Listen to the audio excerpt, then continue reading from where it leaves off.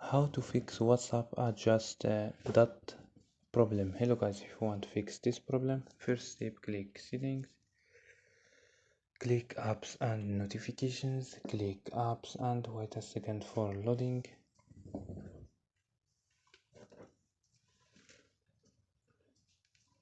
Scroll down for search your app WhatsApp or click here for search WhatsApp. Go to force stop, click OK and go to storage and click clear cache. After these steps, don't forget turn on airplane mode and turn off airplane mode. So don't forget like and subscribe. Bye.